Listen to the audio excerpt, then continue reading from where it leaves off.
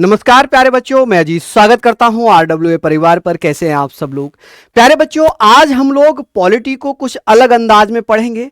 मैं यहां पर कुछ कंपेयर करके चैप्टर्स कराऊंगा, जैसे राष्ट्रपति को राज्यपाल से, और मैं आपको जो इंपॉर्टेंट आर्टिकल हैं दोनों चैप्टर्स के, वो मैं यहां पर कराने का प्रयास करूंगा। बच्चों में बहुत ज्यादा कंफ्यूजन रहता है राज्यपाल और राष्ट्रपति को लेकर, क्या क्या आर्टिकल्स हो सकते हैं वो सभी मैं आप लोगों को बताऊंगा, तो सभी लोग बने रहें। यहां पर मैं आपको बता दूं कि मुझे क्या क्या आप लोगों को करानी है। ये 4 क्लासेस में मैं कराऊंगा, 10-10 मिनट का ये शो रहेगा। जैसे कि राष्ट्रपति राज्यपाल हम लोग पढ़ लेंगे, राष्ट्रपति की तुलना हम लोग यहां पर राज्यपाल से कर लेंगे, फिर प्रधानमंत्री मुख्यमंत्री पढ़ेंगे, फिर लोकसभा और विधानसभा पढ़ेंगे, राज्यसभा और विधान परिषद पढ़ेंगे। यदि आप लोग चाहते हैं महत्वपूर्ण यही टॉपिक्स आपको मैं कराऊं, तो आज की जो क्लास होगी उसके आधार पर आप लोग मुझे कमेंट्स करके जरूर बताना कि इस प्रकार की ये क्लासेस मैं आपको और दूं या ना। अगर आपको चाहिए तो कमेंट में जरूर बताना कि हाँ जी हमें ऐसी क्लासेस दे दीजिए। तो आज मैं आप लोगों को कराने वाला हूं राष्ट्रपति और राष्ट्रपति और राज्यपाल में हम लोग कंपेयर करने वाले हैं। देखिए, राष्ट्रपति की बात करें कौन से भाग में आता है, राज्यपाल कौन से भाग में आता है, इससे संबंधित महत्वपूर्ण फैक्ट और आर्टिकल्स आपके सामने हैं कि सर राष्ट्रपति की तुलना हम करते हैं तो कहां से करते हैं, ऐसे क्वेश्चंस आ जाते हैं। तो मैं स्टार्ट करता हूं। राष्ट्रपति संविधान के भाग 5 में दिया है, वहीं राज्यपाल की कंपेयर करें तो राज्यपाल भाग 6 में दिया है। राष्ट्रपति का पद किसमें है? अनुच्छेद 52 में। अनुच्छेद 52 में क्या है? राष्ट्रपति का पद है, यानी कि भारत का एक राष्ट्रपति होगा। वहीं अनुच्छेद 153 में लिखा है कि प्रत्येक राज्य का एक राज्यपाल होगा। कहां लिखा है? अनुच्छेद 153 में, यानी कि 52 में राष्ट्रपति और 153 में हो जाएगा राज्यपाल। अगर बात करें राष्ट्रपति की तुलना किससे की जाती है? ब्रिटेन के सम्राट से।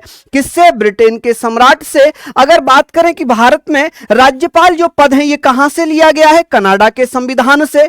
कहां से लिया है? कनाडा के संविधान से। अनुच्छेद 53 में लिखा है कार्यपालिका की शक्तियां किसमें होंगी? राष्ट्रपति में होंगी। किसमें होंगी? राष्ट्रपति में कार्यपालिका की शक्तियां हैं अनुच्छेद 53 में। अगर यहां पर होगी राज्यपाल में कार्यपालिका की शक्तियां कौन से अनुच्छेद में दी हुई है? अनुच्छेद 154 में। किसमें मेरे बच्चे? अनुच्छेद 154 में। राष्ट्रपति का निर्वाचक मंडल किसमें? अनुच्छेद 54 में। और यहां पर अनुच्छेद 154 कहता है कि राज्य कार्यपालिका की समस्त शक्तियां, राज्य कार्यपालिका की समस्त शक्तियां किसमें हो जाएंगी? तो आप कहेंगे सर राज्य कार्यपालिका की समस्त शक्तियां राज्यपाल में हो जाएंगी। किसमें हो जाएंगी?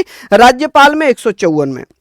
निर्वाचक मंडल की बात करें, लोकसभा, राज्यसभा और राज्य विधानसभाओं के निर्वाचित सदस्य राष्ट्रपति के लिए वोट करते हैं, और यहां पर राज्यपाल की नियुक्ति 155 में होती है। किसमें होती है जी? 155 में होती है, राष्ट्रपति के द्वारा की जाती है। वहीं राष्ट्रपति का निर्वाचक मंडल अनुच्छेद, जो निर्वाचक रीति है, वो किसमें? अनुच्छेद 55 में है। अनुच्छेद 55 में क्या लिखा हुआ है? राष्ट्रपति के निर्वाचन की रीति कि राष्ट्रपति का चुनाव अप्रत्यक्ष होता है, प्रत्यक्ष होता है, मतलब इनडायरेक्ट और डायरेक्ट। तो आप कहेंगे राष्ट्रपति का चुनाव इनडायरेक्ट होता है, अप्रत्यक्ष रूप से कराया जाता है। वहीं राष्ट्रपति का कार्यकाल अनुच्छेद 55 में कितने साल होता है? 5 साल होगा। कितने साल होगा? 5 साल हो जाएगा। और यहां पर राज्यपाल का कार्यकाल कितना होता है? तो आप कह सकते हैं राष्ट्रपति के प्रसाद पर्यंत। राष्ट्रपति के प्रसाद पर्यंत, इसका मतलब होता है कि जब तक राष्ट्रपति चाहेंगे तब तक राज्यपाल अपने पद पर बना रहेगा। राष्ट्रपति की योग्यताएं अनुच्छेद 58 में है, और अनुच्छेद 58 में लिखा है कि भारत का नागरिक को 35 वर्ष की आयु पूरी कर चुका हो, लाभ के पद पर ना हो, दिवालिया ना हो, है ना। तो यहां पर क्या होगा? अनुच्छेद 58 में क्या लिखा हुआ है कि भैया राष्ट्रपति की योग्यताएं, राज्यपाल की योग्यताएं अनुच्छेद 157 में वही योग्यताएं हैं कि भारत का नागरिक को 35 वर्ष की आयु पूरी कर चुका हो। राष्ट्रपति की शपथ अनुच्छेद 60 में है, और कौन दिलाता है? Chief justice of India. Chief justice of India के द्वारा राष्ट्रपति को शपथ दिलाई जाती है।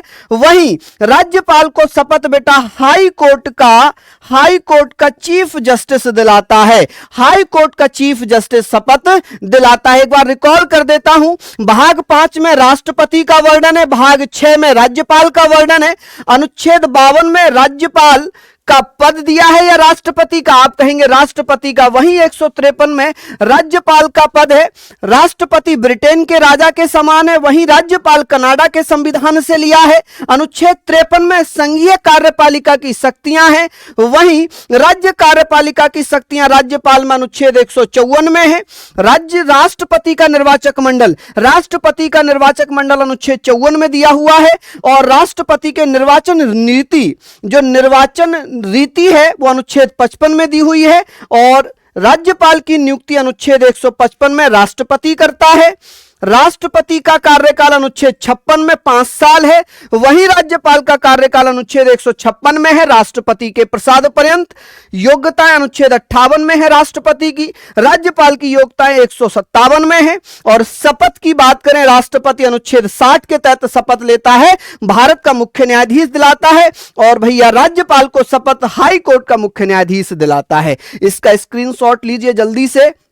नेक्स्ट है कि सर राष्ट्रपति पर महाभियोग लगता है अनुच्छेद 61 में। यह प्रक्रिया हमने यूएसए से ली है। कहां से ली है? यूएसए से ली है। राज्यपाल को राष्ट्रपति हटा सकता है। राष्ट्रपति को क्षमादान करने की शक्ति अनुच्छेद 72 में दी हुई है कि अनुच्छेद 72 के तहत राष्ट्रपति फांसी को भी माफ कर सकता है, उम्र कैद को 10 साल में बदल सकता है। इस प्रकार की शक्तियां हैं। वहीं राज्यपाल को अनुच्छेद 161 में क्षमादान की शक्तियां हैं। राज्यपाल फांसी की सजा को माफ नहीं कर सकता, राज्यपाल फांसी की सजा को माफ नहीं करेगा।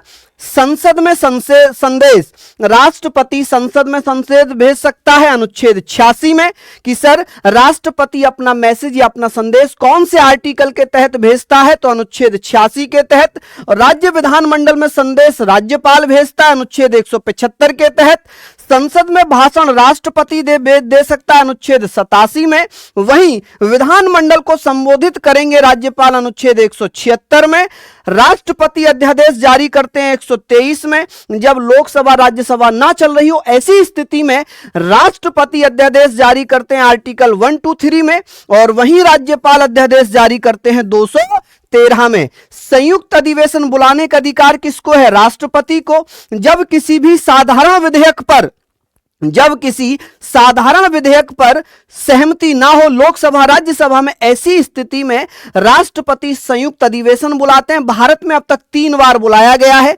दहेज प्रथा 1961, बैंकिंग सेवा अधिनियम 1978 और आतंकवाद विरोधी अधिनियम 2002, ये 3 बार अब तक बुलाया जा चुका है। अगर ये सेशन अच्छा लगा हो तो बेटा कमेंट जरूर करना। आप कमेंट करेंगे तभी मैं 3 नई वीडियो लेकर आऊंगा।